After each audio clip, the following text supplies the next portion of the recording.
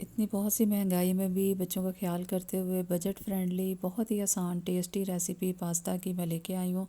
ज़रूर ट्राई कीजिएगा। बिस्मिल्लाहिर्रहमानिर्रहीम। अस्सलाम वालेकुम। कैसे हैं जी आप सब? आई होप सब ठीक ठाक होंगे। तो जनाब ज़बरदस्त रेसिपी है, आसान तरीके से बनने वाली, तो ट्राई करते हैं। यहाँ पर मैंने ऑयल और 1 टेबल स्पून मक्खन डाल दिया और इसके अंदर इस तरह से आलू लंबे काट के वो भी इसमें शामिल कर दिया। इनको मुसलसल चम्मच चलाते रहेंगे ताकि ये नीचे से जल ना जाए। ऑयल मैंने बहुत ज़्यादा इस्तेमाल नहीं किया यहाँ पर, जितनी हमें पास्ता में ज़रूरत है बस उतना ही इस्तेमाल किया। और थोड़ी देर के लिए कवर करेंगे ताकि आलू अच्छे से रेडी हो जाए और इन पे अच्छा सा कलर भी आ जाए। और आलू गल चुके हैं और इन पे अच्छा सा कलर भी आ चुका है। अब इस टाइम पर मैंने इनके अंदर थोड़ी सी जगह बना के 1 टेबल स्पून लहसुन डाल दी है। इसको हल्का सा सौते करेंगे और यहाँ पर आप आलू के अलावा मटर, बंद गोभी और शिमला मिर्च भी डाल सकते हैं। और एक छोटा प्याज चॉप करके वो भी इसके अंदर शामिल कर दिया है। इसको भी नरम होने तक थोड़ी देर पकाएंगे। और यहाँ पर दूसरी तरफ मैंने पानी के अंदर नमक और ऑयल डाल के बॉयल करने के लिए रख दिया है। पानी बॉयल हो चुका है और उसके अंदर मैंने 1 पैकेट पास्ता इसका शामिल कर दिया है। और अब इसको चम्मच चलाते रहेंगे क्योंकि अक्सर पास्ता जो है वो नीचे चिपक जाता है, तो इसको साथ साथ चम्मच चलाते रहें ताकि पास्ता चिपके ना।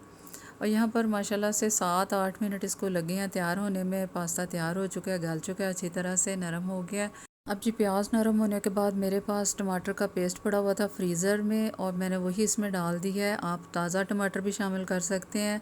और चिकन क्यूब मैंने आधा डाल दिया, नमक डाल दिया, थोड़ी सी क्रश मिर्च डाल दिया सुर्ख, और इसके साथ काली मिर्च डालूँगी।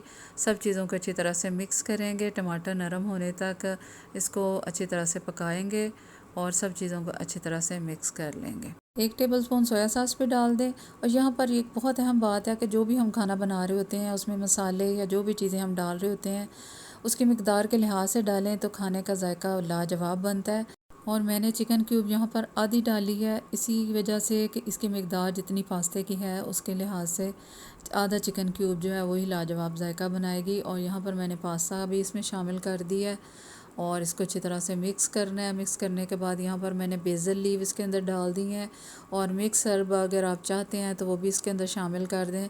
आधा आधा टीस्पून मैंने दोनों चीज़ें शामिल कर दी हैं। इनको अच्छी तरह से मिक्स करना है।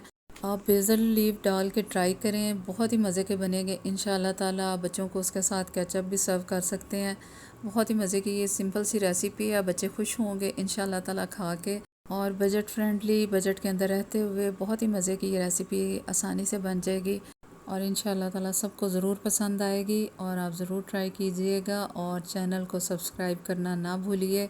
वीडियो पसंद आए तो लाइक कीजिए और अपनी दुआ में याद रखिए। अल्लाह हाफ़िज़।